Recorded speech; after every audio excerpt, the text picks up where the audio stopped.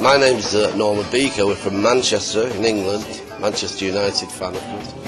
Play guitar with many people for many years, mainly on blues concerts. I'm Džon Prajs. I'm the bass player with the Norman Beaker band, and we're playing here in Novi Sad tonight. My name's Stiv Gibson, and I'm lucky enough to play with the drums in the Norman Beaker band. I'm playing a long time, played different styles and stuff like that, and now I'm here in Novi Sad playing tonight in this place. When did you start to play drums? Well, probably when I was about 16. My dad plays drums, so I kind of carried on. That's family business. Tradition. Yeah. So a long time now, over 20 years. Way over 20 years now, probably, yeah. I first started to play guitar when I was 7 years old. I'd like to say that was 10 years ago, but that's not true. You played together in Norman Beaker band for 20 years, right? For 25 years, I think it is. Yeah, it's quite a long time now.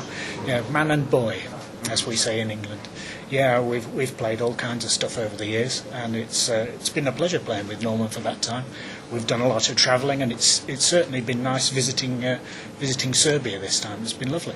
How everything starts? When did you create your first band? Well, the first band was at school, really, and it was quite good. It was because it wasn't like it is today. It wasn't such a business. It was just fun. It was friends getting together, just making music just for fun. And then gradually you got more and more asked to do gigs, and before you know, we were playing a lot, played all the time. I read that you was collaborating with Van Morrison and Eric Burdon. Yes, I've certainly played with both of those people. Yeah. Me and Norman toured with Van Morrison for a long time, but doing Van Morrison shows in different places, which has been a great honour, because Van Morrison's a very, very talented guy, as you know. I played with, I did some recording with a band called UFO, a guy called Phil Mogg. I did that, just a couple of tracks, but it was enough, and it gives you gave me a leg up onto the next thing. I played with a band from Liverpool called the Icicle Works, a singer-songwriter called Ian McNabb, and I got to tour. That was probably one of the first times I came to Europe, which was a great experience, because I'd never played outside of Manchester, or the UK anyway. I did that. I played with a band that was signed to A&M Records called Heartland, and we were kind of like a Bon Jovi kind of band, but a little bit too late. Grunge was kicking in at the time, and but it was a great experience. Everything's really good experience, How was that? How was that to play with those big stars? Well, I suppose a dream come true, but also a great education, because to play with people like that, you learn so much playing with people who are, I suppose, more experienced and better than you, and I suppose that would be a tip for young people coming into the blues now. It's important to try and play with lots of different people in different styles.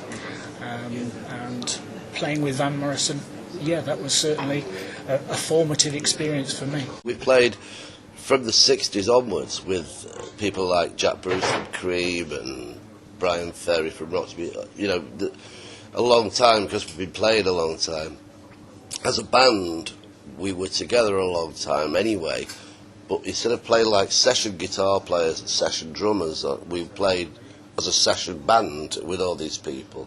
So we had our own things with all the American guys back, we would be backing all these American guys, B.B. King, people like that, and Buddy Guy, and the sort of really great blues artists, but as a band instead of individuals. So we became known for that, and it made it a bit more difficult. When we brought out albums of our own, we kept then touring with another American guy or whatever, and it took a long time to get our own thing out there.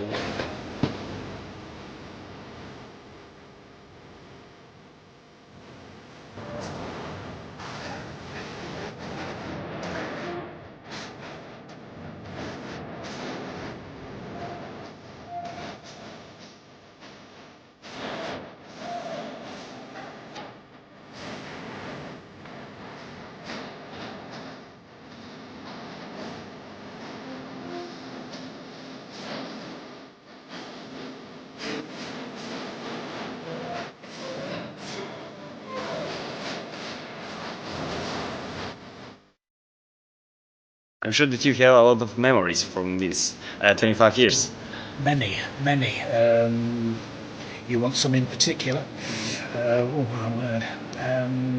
suppose one of the things that stands out over the years is early on when I started playing with Norman, we spent a lot of time touring with some of the American blues people, and we really value now having worked with those people, because a lot of those guys just aren't around anymore.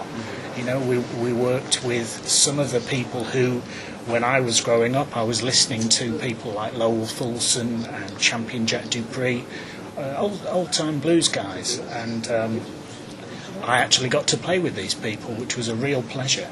And I suppose we think now, young blues musicians coming onto the scene now don't have that opportunity. So I suppose we think we were very, very lucky to be able to play with those people. They give you a leg up, they help you get on. I started off playing just in pubs, which is where most of us start, and then you get a little bit lucky and you get to play with in bigger places. I play with sort of famous bands, different styles, punk bands with the Buzzcocks, which was fantastic. When we first started to play, it's not like now where you go on YouTube and see all these things and you can learn to play, even learn a solo off YouTube. There was no one to learn off. You had to just, with friends, say, I could play this, can you, we were all learning at the same time. And in fact, there's 3 or 4 of us that learnt to play guitar all at the same time, and we all make the same mistakes and all make the same greatness. We all learn everything together. You could not tell one apart, We all played the same chords wrong, It's really strange, but it was great fun. It was very slow. It was a very slow process, but you learn very thoroughly. Now people they learn, quick, but it's not here. It's all here, not here. Break it down.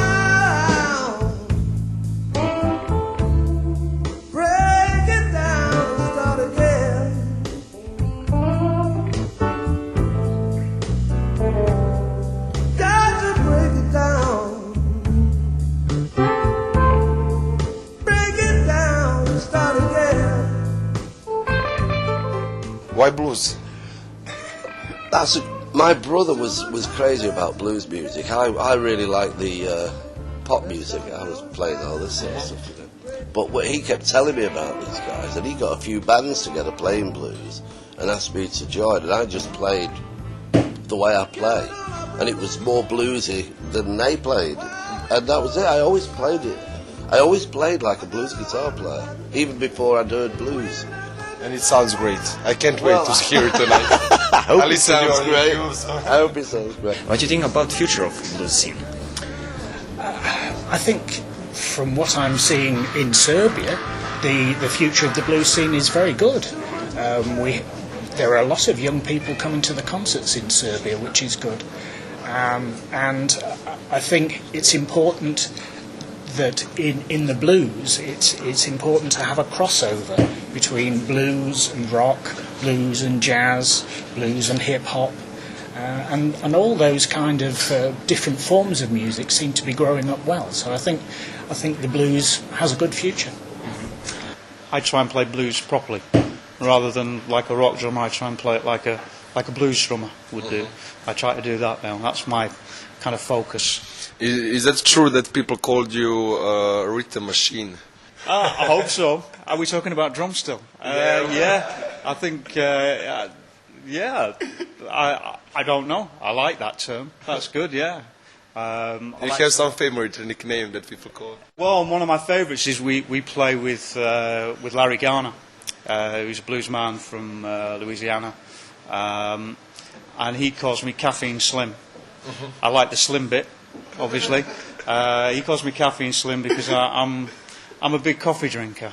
Can you tell me something more about your tour dates and everything? How many gigs do you have per month? Per month? Per year, I don't know. Maybe 150, 200 a year, maybe. How did you make it? We love it. We love doing it. I mean, you really need to like everything about it. If you don't like travelling, it's a really bad job. But we really enjoy meeting different people, getting drunk with different people. Now we just really like seeing the different environments. You know, it's always like if you treat it like a holiday with a gig, it's really good. That's the way to think about it. You know, when you play, it's serious. When you don't play, it's not serious at all. I really enjoy it. And I get to spend time with my mates, you know, and we just have a really good time, and so we'll come off stage and we'll be a little bit, but and you might think, oh God, I've got to do this again tomorrow, but by the time tomorrow comes around and you sit down and you start playing, it's kind of, you don't even think about being tired, you know, you just do it, and the adrenaline probably kicks in, and we just have a really good time when we play. Do you pick girls for backstage every time after gig, or all the time? All the time. Oh God, you know, there's just kind of there's a non-stop line of women just craving to get in the dressing room. It's terrible. That's hard life. That's life. You know, it's so hard.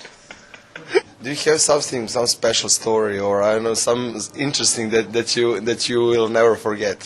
One of my favourite stories was Paul Jones from Manfred Mann band, and this woman says to him, "Paul, my favourite song of yours was The Mighty Quinn." And he said, "Well, actually, that wasn't me. I'd left then." And she said, "No, it was you."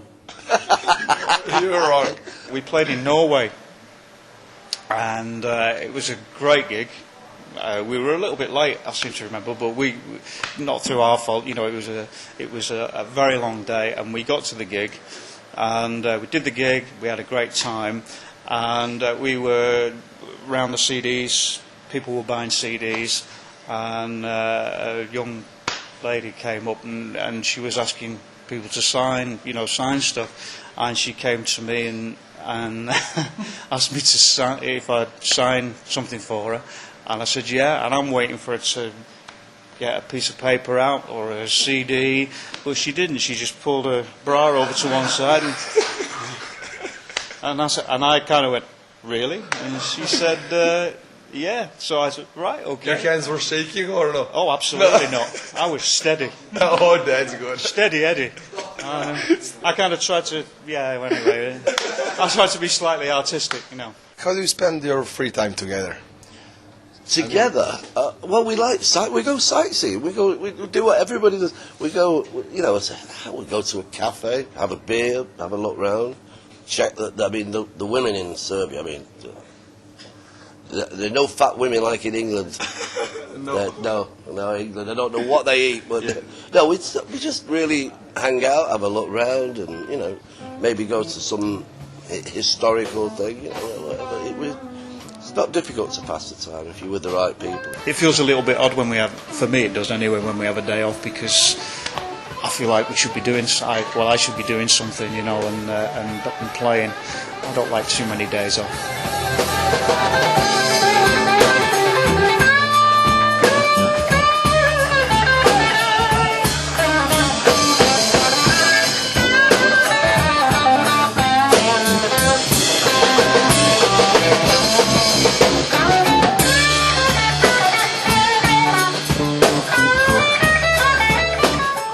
What inspired you the most in music, and who is your biggest support during all these years? Well, I don't know. I mean, I just like to do the best job that I can. I play with some really, a really great band, and I suppose I'm inspired every day when I'm playing. I only have to look at the audience. I see the audience and see their reaction, and that inspires me. I want to play for those people and make sure they have a good time. So that inspires me. Other drummers inspire me. I'm kind of always learning something new. There's always something new to learn. I never stop learning stuff. And through doing this gig.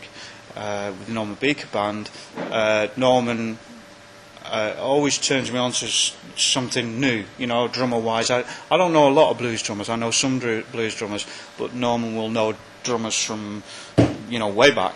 And, with a sort of band who kind of likes to sort of do that original blues, not the kind of rocky Joe Bonamassa kind of blues. Oh, he's good.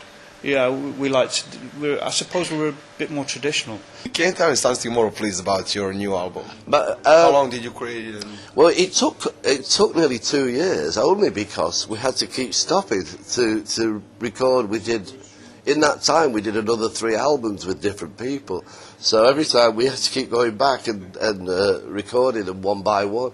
But it was we just wanted to do a mix. It was Džon, the Prajs bass player, and myself, and we just did it, the two of us, like that, just because we just wanted to try a few different things. And it took longer than Sgt. Pepper in the end. It was meant to be like just a duo album, but the songs got more and more interesting. We thought, we'll play a bit of keyboard, and it took a long time, but only, as I say, because we were running out of time or to go on tour. What do you think about new wave, blues like bands, the guitar? kind of thing, you see. Yeah, we always have this thing. There's always been those sort of. I always think Joe is more. We like all these people, but I always feel that Joe is much more to the rock end of things. With the blues sort of feeling, but with the rock end of it. Like Gary Moore, when he was playing the rock things, and then he went back to playing blues stuff. So it was still the rock thing over a blues song. I find that that's a bit more. Whereas I'm a bit the opposite. I play more in the blues thing, but play some of the rock stuff. You know what it is? So there's room for everything. Who could be your successor? Can I be your successor here in Serbia? Sure, I'm sure. Yeah. I'm only just here. Yes, of course. Yeah. Too good looking though. I was something like that maybe 30 years ago. Yeah, you should be the successor. Why not? Okay, we got a deal. Yeah, okay. Well, I'm drifting, just like a ship out on the sea.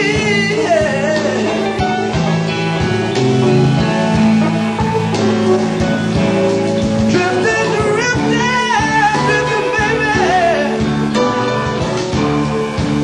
like a ship out on the sea.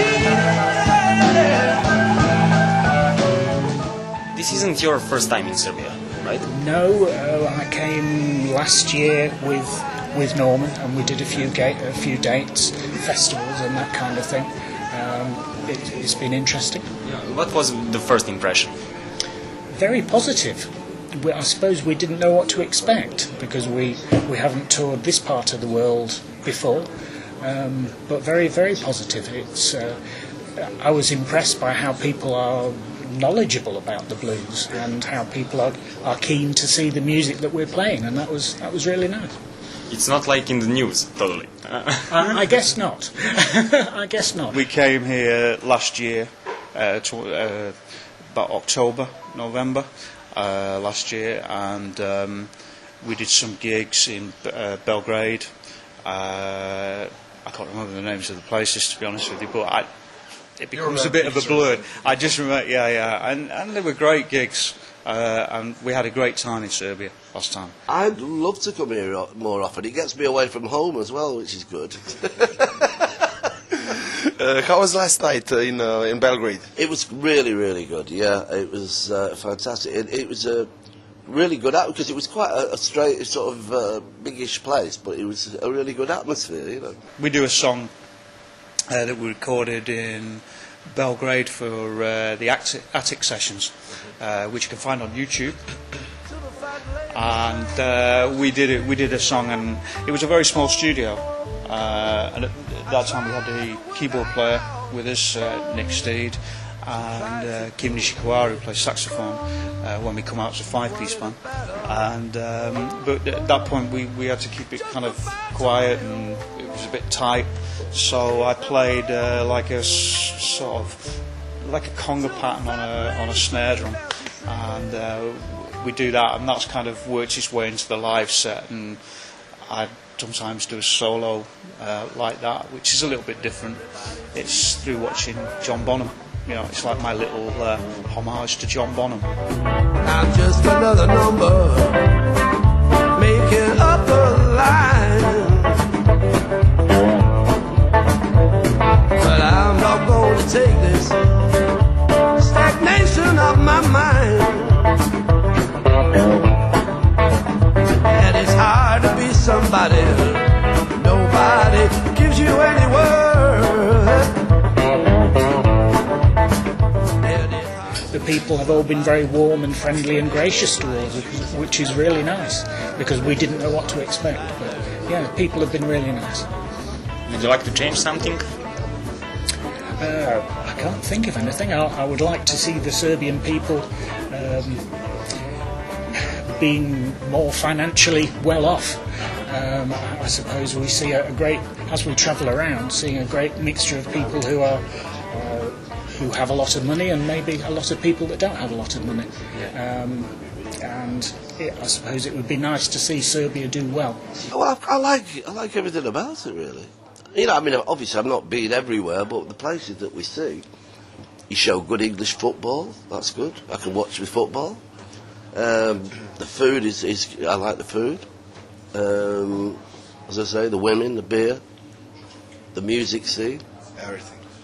publicity, which is really good, which you have really, really good. I mean, the amount of paper, interviews and radio and people like yourself, it's fantastic, you know, because in England we don't have much of that.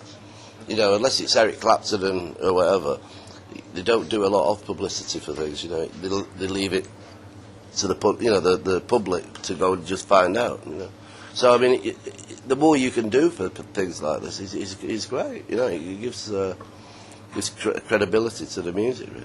What is most important for success of one band? I think you really need to believe in what you're doing. I think that's the main thing. If you just try to be successful, you know, that's the goal. I don't think that works. I think you accidentally become successful is good. When you just play and people like what you play, and then you become successful. That's the perfect way. I mean, a lot of these programs like X Factors and stuff like that, you say, what do you want to be? Oh, I want to be famous. They don't say they want to be a great singer or a great musician. They want to be famous. That's all they want. And we never started wanting to be anything other than just playing music. Yeah, yeah.